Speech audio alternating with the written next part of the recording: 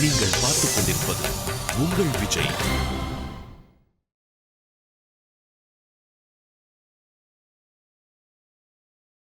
ஏதோ தப்பு நடந்துருச்சு. நீ கூட எத்தனையோ வாட்டி இவ மேல பழி சுமத்தினல்ல, எல்லாத்துக்கும் இவ விளக்கம் கொடுத்தா. ஆனா நீ என்னைக்குமே அவளை நம்பினதில்லை.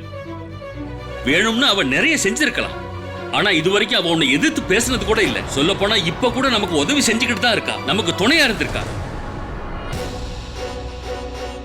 நல்லா யோசிச்சு பாரு சரோஜா, உன்னை போலீஸ் வந்து புடிச்சிட்டு போனாங்கல்ல, அப்ப இவ இதே சந்தியா மருமக தான் உன்னை போலீஸ் ஸ்டேஷன்ல இருந்து வெளியே கூட்டிட்டு வந்தா. மாமா இல்ல சந்தியா, என்ன பேச விடு. இந்த மானம் மரியாதை இதுக்கெல்லாம் தானே முக்கியத்துவம் தர்றேன். அன்னைக்கு மட்டும் இந்த சந்தியா நேரத்துக்கு வரலன்னு சொன்னா அந்த மானம் மரியாதை எதுவுமே இல்லாம போயிருக்கும். அப்புறம் இவங்க உன் பிள்ளைங்க கண் கலங்கி நின்னு என்ன செய்யறதுன்னு புரியாம கடவுள்கிட்ட வேண்டிக்கிட்டு இருந்தாங்க. அன்னைக்கு உன்னை காப்பாத்துனது யாரு? இந்த சந்தியா தானே காப்பாத்துனா. இவன் மட்டும் நேரத்துக்கு வரலன்னா இன்னைக்கு கூட நீ போலீஸ் ஸ்டேஷன்ல உட்கார்ந்து இருப்ப சரோஜா. அப்புறம் இதோ உன்னோட மொத்த குடும்பமும் இருக்கே, இவன் முன்னாடி தலை நிமிர்ந்து நிக்குது பாரு உன் குடும்பம். இவங்க எல்லாம் முகத்தை எப்படி மறைக்கிறதுன்னு தெரியாம வெளியே போகாம இருந்திருப்பாங்க. அன்னைக்கு செஞ்சாலே சரோஜா, அதுதான் சந்தியா இந்த குடும்பத்துக்கு செஞ்ச முதல் உதவி.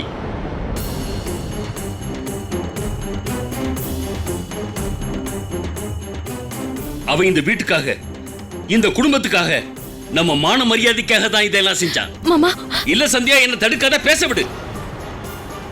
இன்னைக்கு நான் இவங்களுக்கு எல்லாத்தையுமே ஞாபகப்படுத்த போறேன்.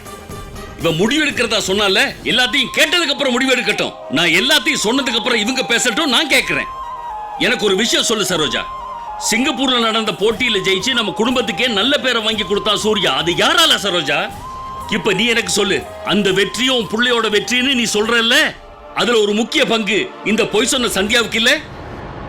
நம்ம சூர்யா எங்க இருக்க வேண்டியவன்? இந்த ஊர்ல அவன் ஒரு சாதாரண ஸ்வீட் கடைக்காரன், 2 ரூபாய்க்கு ஜிலேபி வித்துக்கிட்டு இருந்தவன், அவ்வளவுதானே.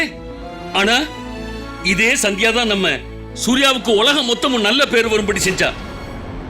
சந்தியா உன் புள்ள சூர்யாவை தலை நிமிர்ந்து வாழ வச்சா, பிரச்சனையை எதிர்த்து போராட கத்து கொடுத்தா, 4 பெரிய மனுஷங்களுக்கு முன்னாடி பேச கத்து கொடுத்தா சரோஜா. ஏதோ 4 பணம் கிடைக்கும் காசு கிடைக்கும்ங்கிறதுக்காக சந்தியா ஒன்னு சூர்யாவை சிங்கப்பூருக்கு கூட்டிட்டு போகல, உன்னோட பிள்ளைக்கு புது வாழ்க்கையை கொடுக்கறதுக்காக கூட்டிட்டு போனான். அப்புறம் அங்க உன்னோட புள்ள ஒன்னு சாதாரண போட்டியில ஜெயிச்சுட்டு வரல, தன்னோட மனசுல இருக்கிற பயத்தை, தன்னோட தயக்கத்தை, அவன் மனசுல இருக்கிற உணர்வுகளை ஜெயிச்சுட்டு வந்தான். அப்புறம் உனக்கு இன்னொரு விஷயத்த சொல்லவா? இந்த மொத்த போராட்டத்திலையும் இதோ இங்க நிக்கிறாளே நம்ம மருமக, இவ சூர்யாவுக்கு பக்க பலமா பெரிய தைரியமா கூட நின்னா. உன்னோட புள்ளைக்கு ஒரு புது ரூபத்தை கொடுத்தா. உனக்கும் உன் குடும்பத்துக்கும் இவ செஞ்ச ரெண்டாவது உதவிதான் இது சரோஜா.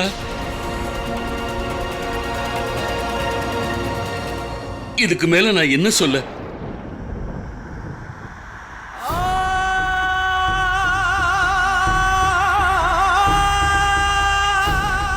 சரோஜா, இதுவரைக்கும் நான் சொன்னதெல்லாம் நடந்த உண்மைகள்.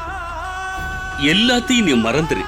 ஆனா ஒண்ணு மட்டும் ஞாபகம் வச்சுக்க, இன்னைக்கு இங்க இவங்க மேல பழி சுமத்தணும் அப்படிங்கிறதுக்காக சரோஜா நீயும் இருந்திருக்க மாட்ட, நானும் இருந்திருக்க மாட்டேன். சொல்ல போனா உன்னோட இந்த குடும்பமும் இருந்திருக்காது. உண்மையை சொல்ல போனா இன்னும் எத்தனையோ பேர், எத்தனையோ குடும்பங்கள் அழிஞ்சு போயிருக்கும். சந்தியா மட்டும் அன்னைக்கு அந்த பாம் பிளாஸ்ட தடுக்கலைன்னா நம்ம குடும்பம் என்ன ஆயிருக்கும்? நம்ம எல்லார் கதையும் முடிச்சு போயிருக்கும். இதுதான் நம்ம சந்தியா மருமக துர்கா தேவி மாதிரி அந்த டெரரிஸ்ட்களை எதிர்த்து போராடினா. அப்புறம் சரோஜா, இப்ப நான் இத சொன்னேன்னா உன் மனசு காயப்படலாம். ஆனா நீ இப்ப உயிரோட நிக்கிறியே, இந்த வாழ்க்கைய உனக்கு கொடுத்ததே உன் மருமக சந்தியா தான். இந்த குடும்பத்துக்காக இவ செஞ்ச 3வது உதவி இதுதான் சரோஜா.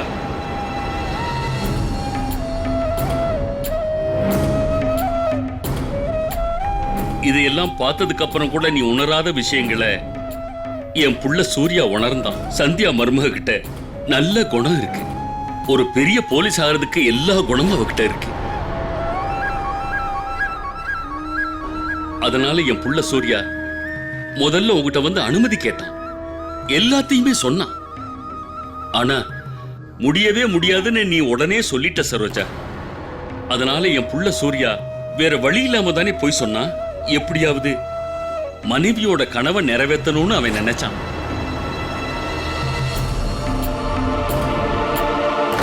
சரி சரோஜா, இதையெல்லாம் விடு. நீயாவது பெரிய மனசு பண்ணி நடந்துக்க, சரியா? இவங்க 2 பேரையும் மன்னிச்சு விடு.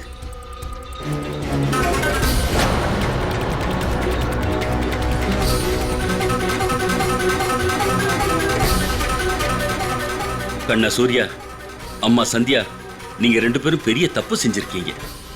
இப்ப இன்னொரு முறை உன் அம்மாவோட காலில் விழுந்து மன்னிப்பு கேளு சூர்யா. வேண்டாம்.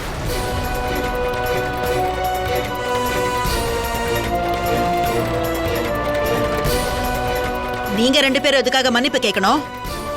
தப்பு செஞ்சது யாரோ அவங்க மட்டும்தான் மன்னிப்பு கேட்கணும்.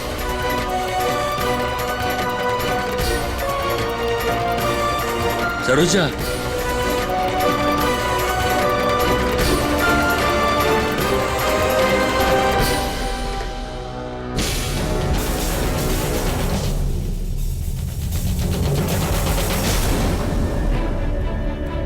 உங்க 2 பேருக்கிட்டையும் நான் மன்னிப்பு கேட்டுக்கிறேன்.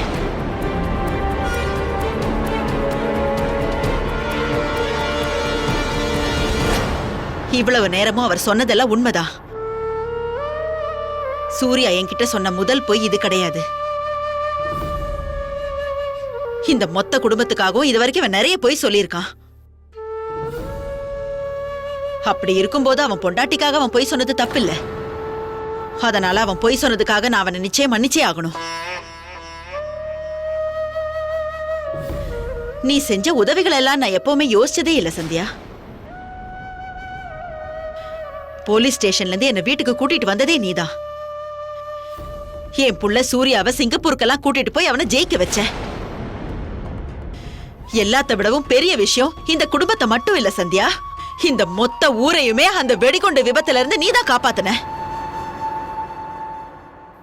இந்த குடும்பத்துக்காக நீ 3 தடவை உதவி பண்ணிருக்க. இந்த 3 உதவிகளையும் நான் கண்டுக்காமலே விட்டுட்டேன். அத்தை, நான் யாருக்கும் எந்த உதவியும் செய்யல. நான் பண்ணது எல்லாமே என் குடும்பம் நல்லா இருக்கணுங்கிறதுக்காக தான். இல்லம்மா சந்தியா, உண்மை எதுவோ அத மறுக்க முடியாது.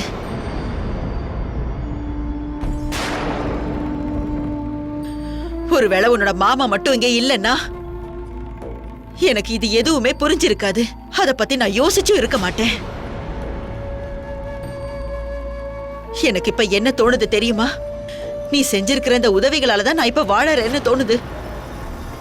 வாழ்க்கை முழுசும் சாப்பாடு கிடைச்சா சாப்பிட்டிருக்கோம், இல்ல சாப்பிடாமலே இருந்திருக்கோம். ஆனா நான் எப்பவுமே யார்கிட்டயும் கடன் வாங்கினதே கிடையாது. அதனால நானும் இதை ஒரு கடனாவே நினைக்கிறேன். நீ செஞ்சிருக்கிற இந்த உதவியை நான் நிச்சயம் உனக்கு திருப்பி செய்வேன்.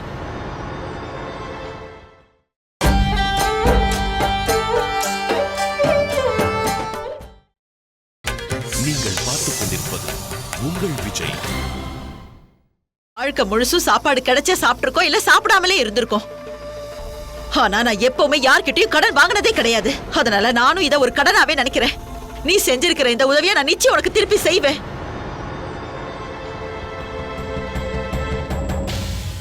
இந்த சுமையெல்லாம் எவ்வளவு சீக்கிரம் இறக்கி வைக்கிறேனோ அவ்வளவுக்கு அவ்வளவு நிம்மதியா இருப்பேன்.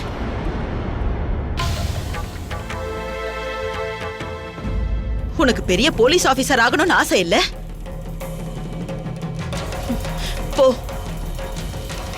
போய் படி.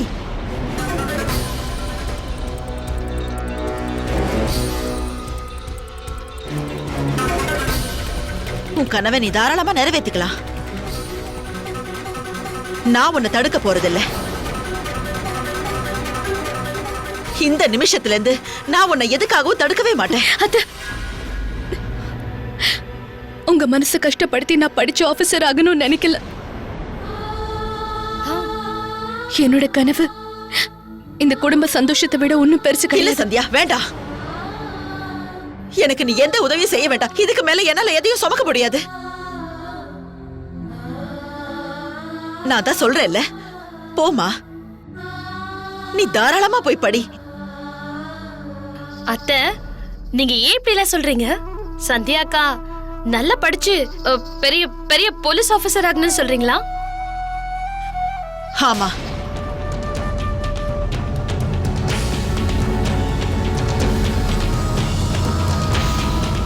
ஆனா அதுக்கு முன்னாடி எனக்கு ஒரு நிபந்தனை இருக்கு.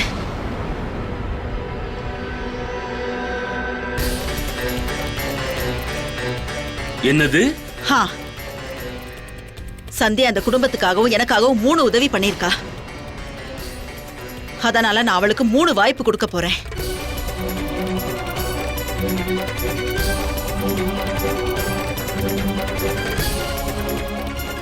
அவ செய்யற 3 தவறுகளை அவ மன்னிப்பு கேட்கறதுக்கு முன்னாடியே நான் மன்னிக்க போறேன். சந்தியா எனக்கு செஞ்ச 3 உதவிகளுக்கு பதிலா நான் அவளுக்கு செய்ய போற உதவி இதுதான். ஆனா அவன் 4வதா ஒரு தவறு செய்யும் போது நான் என்ன தண்டனை கொடுக்கிறேனோ அதுபடி அவன் நடந்தாகணும்.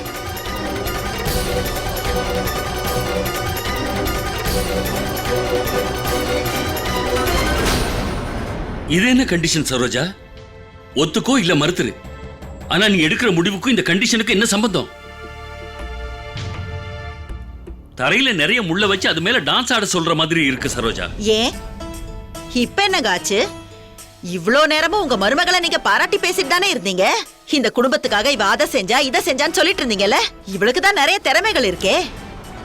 அப்படி இருக்கும்போது இவள முள்ளு மேல நடந்து கூட தப்பிச்சு காட்ட சொல்லுங்க. நான் சொல்றது சரிதானே சந்தியா? ஒருவேளை நான் எடுத்திருக்கிற முடிவுல உங்களுக்கு யாருக்காவது ஆட்சேபனை இருந்தா சொல்லிடுங்க.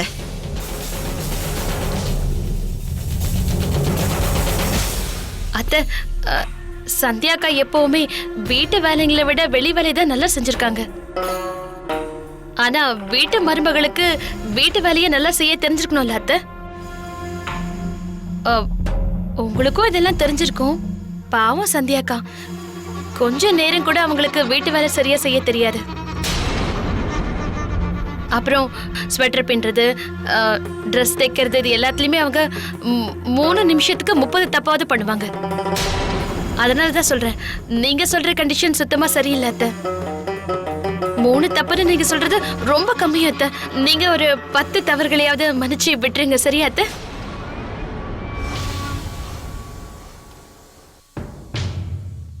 முகம் மட்டும் அழகா இருந்தா போதாது மீனாட்சி, நல்ல மனசு இருக்கணும். அப்பதான் ஒரு மனுஷனுக்கு மதிப்பும் மரியாதையும் கிடைக்கும். அதனால நீ பேசாத.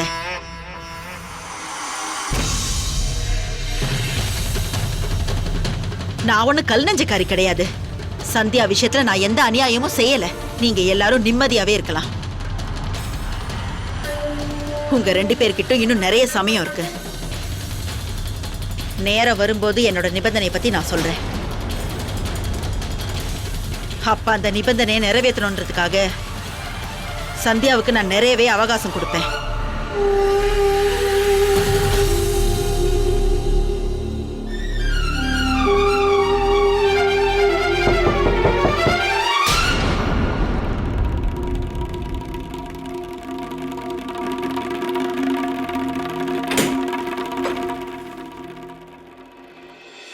அட எல்லாரும் வந்துட்டீங்களா? நேத்துக்கு நான் 2-3 தடவை வந்து பார்த்துட்டு போயிட்டேன் தெரியுமா?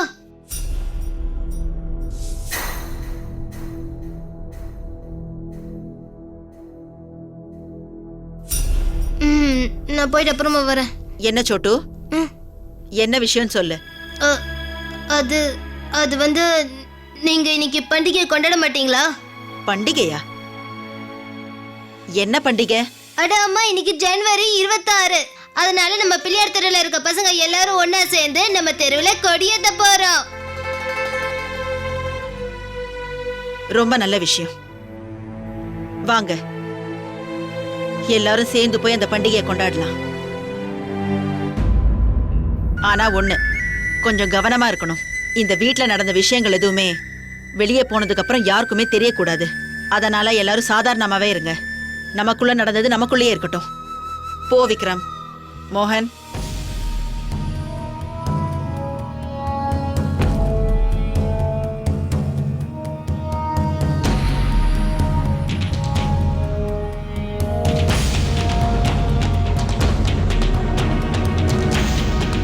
வாப்பா சூர்யா. நீயும் வாமா.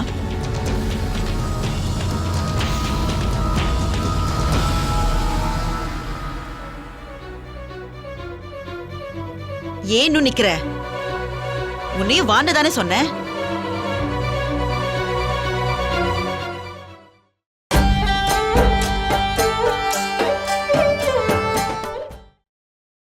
நீங்கள் பார்த்துக் கொண்டிருப்பது உங்கள் விஜய்.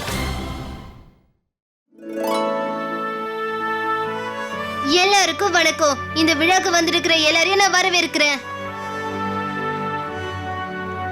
அப்பா, நீங்க தான் எல்லாரை விட மூத்தவர், அதனால நீங்க தான் கொடி ஏத்த போறீங்க. வாங்க. ஆ,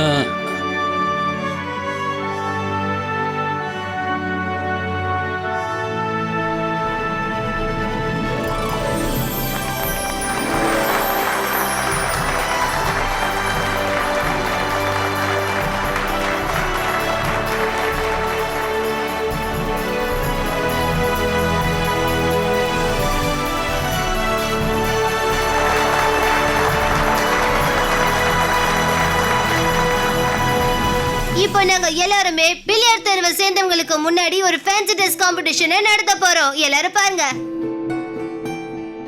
முதல்ல நீங்க எல்லாருமே சேர்ல உட்காருங்க.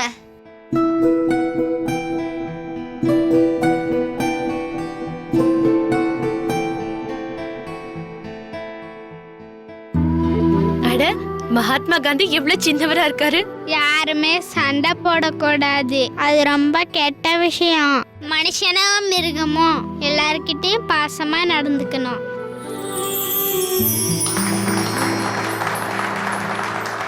ஜெய்.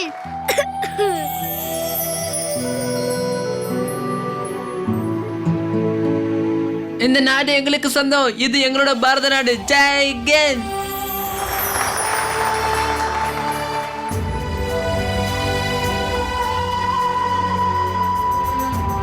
ஆங்கிலேயர்களே, இந்த நாடே என் உயிரை விட எனக்கு முக்கியம்.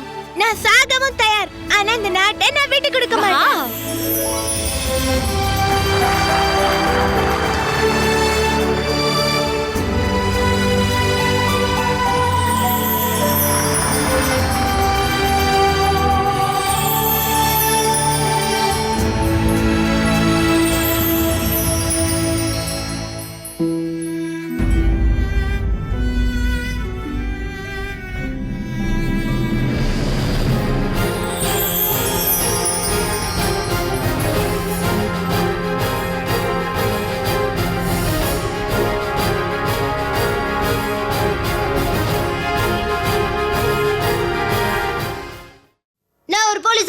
நான் எல்லார்கிட்டயும் உறுதியா சொல்றேன், நான் எப்பவுமே நியாயத்துக்கும் கடமைக்கும் கட்டுப்பட்டு தான் நடப்பேன். உண்மைக்கு நான் துணையா இருப்பேன். எப்பவுமே தவறான காரியங்களை ஈடுபட மாட்டேன். எந்த தப்பும் நடக்க விட மாட்டேன். எப்பவுமே எல்லாருக்கும் துணையா இருப்பேன். தப்பு செஞ்சவங்களை சட்டத்துக்கு முன்னாடி நிறுத்தி தண்டனை வாங்கி கொடுப்பேன். ஜெய் ஹிந்த்.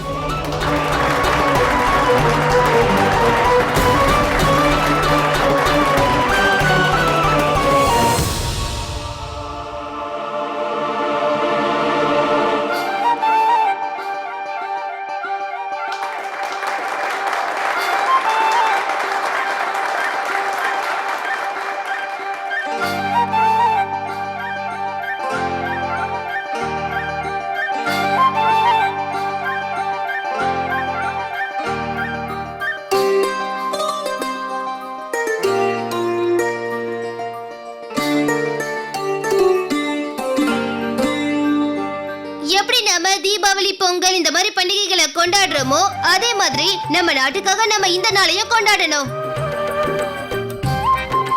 ஜெய் ஹிந்த்.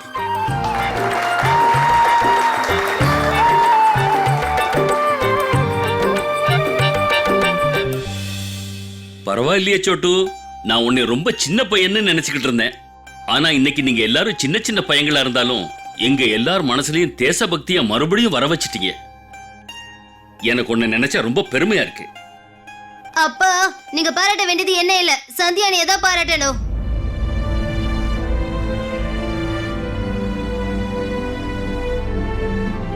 அது வந்துப்பா எங்களுக்கு என்ன செய்யறதுன்னு தெரியல. இதுக்கு என்ன பண்ணணும், எப்படி பண்ணணும் எதுவுமே தெரியல. சந்தியானி வேற ஊட்டிக்கு போயிருந்தாங்கல்ல, அதனால சூர்யா அண்ணனோட போனுக்கு நான் தான் போன் பண்ணேன். அவரு சந்தியானி கிட்ட பேசுன்னு சொன்னாரு. அதுக்கப்புறம் சந்தியானி தான் எனக்கு எதெல்லாம் எப்படி பண்ணணும்னு சொல்லி கொடுத்தாங்க.